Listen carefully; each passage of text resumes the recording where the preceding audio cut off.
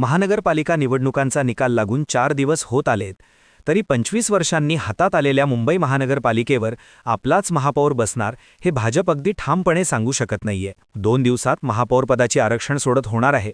त्यामुळे त्या 2-3 दिवसात राज्यामध्ये आणखीन मोठ्या घडामोडी घडण्याची शक्यता आहे. इकडे ठाकरेंनी आपल्या शिवसेनेचा महापौर होऊ शकतो असं वक्तव्य करत ट्विस्ट आणलेला असताना शिंदेंच्या नगरसेवकांचा हॉटेलमधला मुक्काम हा संपलेला आहे. मुंबई हातात घेण्यासाठी भाजप ठाकरेंची युती होईल अशा वल्गणासुद्धा काही माध्यमं करताना दिसतायत. थोडक्यात अचानक मुंबई महापौर पदाबाबतची रंगत ही वाढलेली दिसतीये. मुंबईत भाजपचा महापौर बसला तर भाजपची मुंबईवरची पकड घट्ट होऊ शकते. भाजपचा महापौर बसला तर एकनाथ शिंदेंमुळे तो बसला अशा अनेक शक्यतांना टाळण्यासाठी एकनाथ शिंदे सर्वतोपरी प्रयत्न करताना दिसतायत. पण या सगळ्यात एकनाथ शिंदे मुंबई महापौर पदाबाबत ज्या पद्धतीने प्रेशर टॅक्टिक्स करतायत त्याला भाजप खतपाणी घालणार नसून मुंबईत भाजपचाच महापौर बसणार हे दिल्लीच्या नेत्यांनी महाराष्ट्र नेतृत्वाला कळवल्याचं कळतंय. शिंदेसुद्धा दुखावले जाणार नाहीत अशी सोयसुद्धा भाजपनं केल्याचं कळतंय. नेमका भाजपचा प्लान काय आहे समजून घेऊयात आजच्या व्हिडिओतनं. तर नमस्कार मंडळी, तुम्ही बघताय बोल मंडळी मराठी न्यूज. मुंबई महानगरपालिकेत निवडून आलेल्या नगरसेवकांचं शिबिर घेण्यासाठी 29 नगरसेवकांना हॉटेलात ठेवलेलं असं शिंदेंचे नेते सांगत असले तरी एकनाथ शिंदेंचा हा जुना फंडा आहे हे सबंध महाराष्ट्राला माहिती आहे. मुंबईमध्ये 79 जागांसह सगळ्यात मोठा पक्ष ठरलेला भाजपला सत्ता स्थापनेसाठी शिंदेंच्या 29 नगरसेवकांचा अर्थात शिंदेंच्या कुड्यांची गरज आहे याची शिंदेंना लख्ख जाणीव आहे आणि त्यामुळेच भाजपला आपली गरज असताना आपलं उपद्रव मूल्य वाढवण्यासाठी शिंदेंनी प्रेशर आणायला सुरुवात केली. पण शिंदेंच्या या प्रेशर वाढवण्याच्या रणनीतीला भाजप बळी पडणार नसून भाजपने आपला स्टँड स्पष्ट केलेला आहे आणि आपली पावलं टाकायला सुरुवात सुद्धा केलेली आहे. आता भाजप नेमकं काय करतंय, भाजपची भूमिका काय ते सगळ्यात पहिल्यांदा पाहूयात.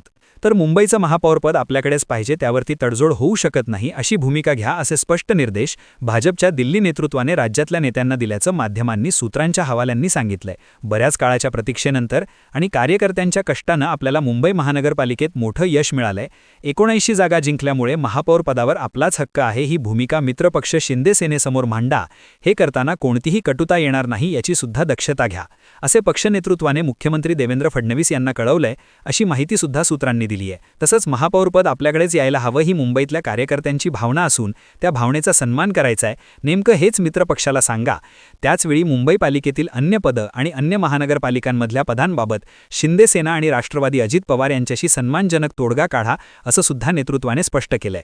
जी काही माहिती समोर आली आहे त्यानुसार पक्ष संघटनेत महाराष्ट्राशी संबंधित पदांवर असलेल्या नेत्यांशी मुख्यमंत्री फडणवीस आणि प्रदेश अध्यक्ष रवींद्र चव्हाण यांची महानगरपालिका निवडणुकीच्या निकालाच्या दुसऱ्याच दिवशी चर्चा झालेली आहे. इतक्या संघर्षानंतर यश मिळालेलं असताना महापौरपद हे आपल्याकडेच असायला हवं ही मुंबईतल्या हजारो कार्यकर्त्यांची मनापासूनची इच्छा असल्याची भावना फडणवीसांनी केंद्रीय नेतृत्वाच्या कानावर घातली आहे आणि त्याला केंद्रीय नेतृत्वाने सुद्धा तसाच सकारात्मक प्रतिसाद दिलाय.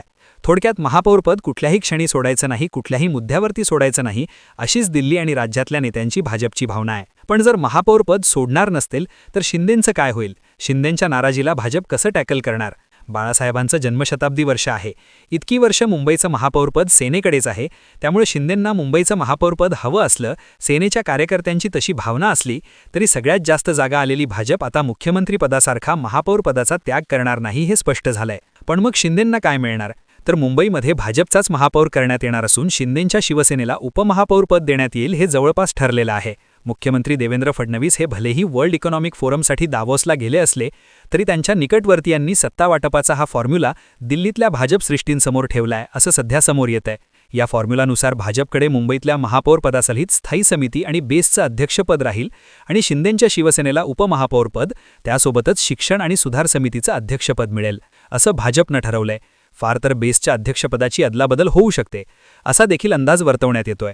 पण दुसरीकडे महापौरपद हवं असं कारण पुढे करून किमान स्थायी समितीचं अध्यक्षपद तरी मिळावं यासाठीच शिंदे दबावतंत्राचा वापर तर करत नाहीयेत ना अशी देखील चर्चा रंगतीये.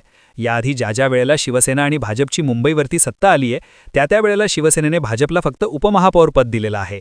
स्थायी समितीचं अध्यक्षपद, बेसचं अध्यक्षपद स्वतःकडेच ठेवलेलं आहे. आता मात्र चित्र बदललंय. भाजप मोठा भाऊ झालाय आणि शिवसेना छोटा भाऊ झालाय.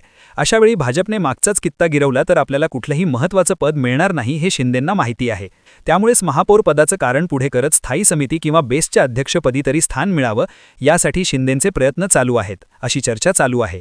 महापौरपद नाही तरी किमान पालिकेच्या तिजोरीच्या चाव्या म्हणजे स्थायी समिती अध्यक्षपद मिळवण्यासाठी शिंदे गट आग्रही असू शकतो. दुसरीकडे जर भाजपने मुंबईत आपला महापौर बसवला तर त्या बदल्यात कल्याण डोंबिवलीमध्ये महापौरपद आणि स्थायी समिती अध्यक्षपद असं दोन्ही शिंदे आपल्याकडेच ठेवायचा शब्द भाजपकडनं घेऊ शकतात. पण असं झालं तर रवींद्र चव्हाण यासाठी तयार होणार का, हा मोठा प्रश्न आहे. थोडक्यात मुंबईमध्ये भाजपला महापौरपद हवं असेल तर त्यासाठी शिंदेंना मुंबई आणि कल्याण डोंबिवली दोन्हीकडे स्थायी समिती अध्यक्षपद देऊन तिजोरीच्या चाव्या शिंदेंच्या हातात भाजपला द्याव्या लागू शकतात. आता येतो यातला तिसरा महत्त्वाचा मुद्दा.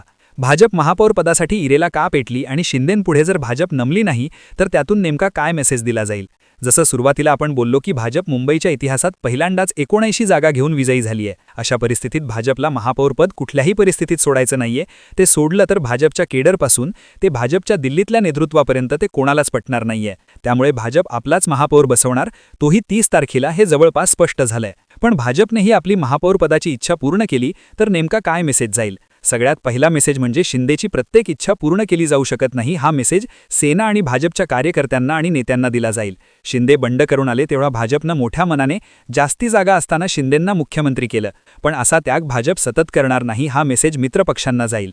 लोकसभा, विधानसभा तसेच महानगरपालिकेच्या जागा वाटपात शिंदेंपुढे भाजपने नमतलेलं. पण आता निकालानंतर सुद्धा भाजपने जर शिंदेंचं ऐकलं तर भाजपला शिंदेंशिवाय पर्याय नाही अशी परिस्थिती तयार होऊ शकते. त्यामुळे भाजप आपला महापौर बसवून शिंदेंना डोईझड होऊन देणार नाही. भविष्यकाळात राजकारण करायचं असेल तर शिंदेंना भाजपसोबतच राहावं लागेल असाही मेसेज यातनं देण्याचा भाजपचा प्रयत्न असेल. तसंच भाजपला शिंदे हवे असले तरी ते भाजपच्या टर्म्स आणि कंडिशनवरती हे भाजप या निर्णयातनं स्पष्ट करेल. तसंच वारंवार भाजप केडरला ग्रांटेड धरत नाही, हाही मेसेज या निर्णयातनं पुढे येईल. भाजपचा महापौर मुंबईत बसावा यासाठी गेली अनेक वर्ष काम करणाऱ्या केडरला भाजप आत्ता नाराज करणार नाही. थोडक्यात एका दगडात दोन पक्षी मारायचे असा भाजपचा डाव आहे. एकंदरीतच काय तर 3 दिवसांच्या ताजलँड्स बांद्रा हॉटेलमधल्या मुक्कामानंतर एकनाथ शिंदेंच्या 29 नगरसेवकांनी आता चेकआउट केल्याचं कळतंय. त्यामुळेच भाजपची रणनीती यशस्वी होती असं म्हटलं जातंय. त्यामुळे भाजप आता शिंदेंच्या प्रेशर पॉलिटिक्सला बळी पडणार नसून मुंबईमध्ये आपलाच महापौर बसवणार असं सुद्धा बोललं जातंय. तुम्हाला काय वाटतं, एकनाथ शिंदेंचं प्रेशर पॉलिटिक्स यशस्वी होणार नाही का? भाजप मुंबईत आपलाच महापौर बसवणार का? याबाबतीतल्या तुमच्या प्रतिक्रिया आम्हाला कमेंट बॉक्समध्ये लिहून कळवा आणि आपल्या चॅनलला नक्की सबस्क्राईब करा.